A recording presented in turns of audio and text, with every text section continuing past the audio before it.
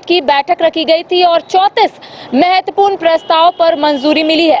आखिर इस पूरे मामले को लेकर क्या कुछ लोगों का कहना है और इस मामले को किस तरीके से समझा जाए, आज हमारे साथ इसी पर चर्चा करने के लिए उदय मौजूद है। बातचीत करेंगे कि आज 34 महत्वपूर्ण प्रस्ताव पर मंजूरी मिली है और ऐसे में जिस तरीके से राज्य में ईडी की दबिश देखने को मिल रही है, केंद्रीय जांच एजेंसियों की दबिश देखने को मिल रही है, एक महत्वपूर्ण प्रस्ताव पारित किया गया है। क्या कुछ पूरा मामला है और किस तरीके से इसे लोग देख रहे हैं?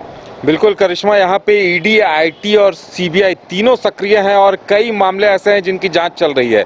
तो अब सरकार की तरफ से जो ये आदेश जारी किया गया है, कैबिनेट में जिस प्रस्ताव को मंजूरी दी गई है, उसमें ये साफ साफ है कि किसी भी अधिकारी को, किसी भी विभाग के अधिकारी को अगर समन मिलता है आईटी से, ईडी से या सीबीआई से, तो वो अपने विभागीय प्रमुख को सूचना देगा और विभागीय प्रमुख मंत्रिमंडल समन्वय को सूचना देगा, मंत्रिमंडल समन्वय निगरानी को।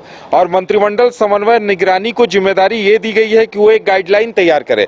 यानी इसे इस तरह से भी देखा जा सकता है कि जिस तरह से ईडी लगातार यहाँ के अधिकारियों को बुला रही थी, तो कहा यह जा रहा है कि अब किसी अधिकारी को समन कर बुला लिया गया और कागजात मांग लिए गए, तो वो कागजात तो दे रहा है, उससे सरकार कह रही है कि ये भ्रम की स्थिति पैदा हो रही है।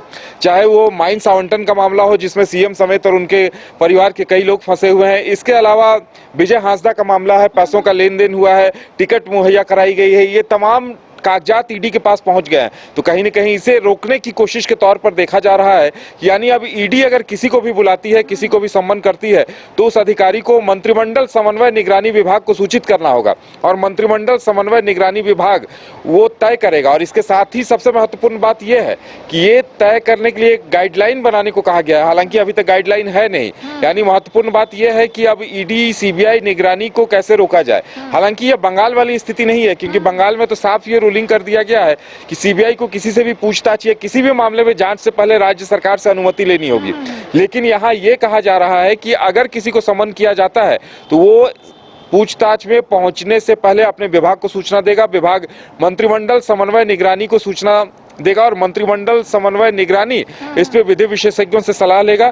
तो कुल मिलाकर कहा जा सकता है कि जिस तरह से लगातार ईडी को लेकर यहाँ माहौल तेज है, सीएम खुद सुप्रीम कोर्ट जा चुके, सुप्रीम कोर्ट से उन्हें हाई कोर्ट जाने को कहा गया, हाई कोर्ट ने भी इस मामले को नहीं सुना है। तो लगता है कि विधि विशेषज्ञों से लगातार सलाह का मशविरा और ये दौर चल रहा है। जो कार्रवाई हो रही है उस पर लगाम लगाने की कोशिश की जा रही है सरकार की ओर से, क्योंकि ऐसा देखा जा रहा है हर एक दिन किसी न किसी को ईडी की ओर से समन जारी किया जा रहा है। तो कह सकते हैं कि लगाम लगाने की कोशिश की जा रही है। बिल्कुल, जिस तरह से अभी सीएम के प्रेस सलाहकार हों या फिर अभी साहेबगंज के डीसी रामनिवास यादव हों, उनके यहाँ ईडी ने छापा मारा तो कारतूस मिले, कैश मिले, कई तरह की चीजें मिले, अब उन्हें सम्मन कर बुला लिया गया है। तो लगता है ये जो कैबिनेट से प्रस्ताव लाया गया है, अब उन्हें भी अपने वरीय अधिकारी यानी राज्य के मुख्य सचिव के जरिए, क्योंकि डीसी के मेन रिपोर्टिंग अधिकारी तो मुख्य सचिव हैं, तो मुख्य सचिव के जरिए मंत्रिमंडल समन्वय निगरानी समिति तक ये बात जाएगी और निगरानी समिति ये तय करेगी कि वो जाएंगे नहीं जाएंगे। तो पूरी तरह से डिफाइन होना बाकी है। मतलब समन का जवाब देने के लिए राज्य कर्मियों को सरकार की अनुमति लेनी होगी। बिल्कुल, अनुमति लेनी होगी और पूछताछ में जाने के लिए भी अनुमति लेनी होगी।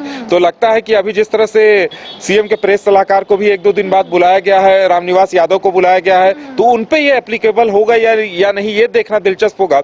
और सबसे बड़ी बात यह है कि एक गाइडलाइन बनाने को कहा गया है। ये गाइडलाइन कब तक बनती है और इस गाइडलाइन में क्या रहता है, वो सबसे अहम होगा। तो चलिए इस वक्त की सबसे बड़ी अपडेट बता रहे हैं, क्योंकि आज हेमंत कैबिनेट की बैठक रखी गई थी, 34 महत्वपूर्ण प्रस्ताव पर यहां पर मंजूरी मिली है। साथ ही साथ आपने सुना कि जिस तरीके से राज्य में ईडी की दबिश देखने को मिल रही है, लगातार कई लोगों को ईडी की ओर से समन जारी किया जा रहा है, तो आज जो प्रस्ताव को मंजूरी मिली है उसे कहीं ना कहीं ये कहा जा सकता है कि अगर कोई राज्य कर्मियों को ईडी या फिर जांच एजेंसियों की ओर से समन जारी किया जाता है और समन का जवाब पहले वो लोग सरकार से अनुमति लेंगे, उसके बाद तमाम चीजों को लेकर अपनी बात रखेंगे। साथ ही साथ आपने सुना कि फिलहाल गाइडलाइन नहीं बनी है, लेकिन जब गाइडलाइन बनेगी तब हम अपने दर्शकों को अपडेट करेंगे। लेकिन इस बीच आपने सुना कि उदय ने एक खास बात कही है कि मुख्यमंत्री हेमंत सोरेन के प्रेस सलाहकार और कई लोगों को ईडी की ओर से समन जारी किया गया है, ईडी कार्यालय बुलाया गया है और इस बीच साहेबगंज के डीसी रामनिवास यादव को भी ईडी कार्यालय बुलाया गया है।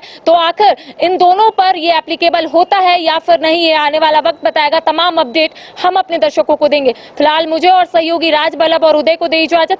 नमस्कार।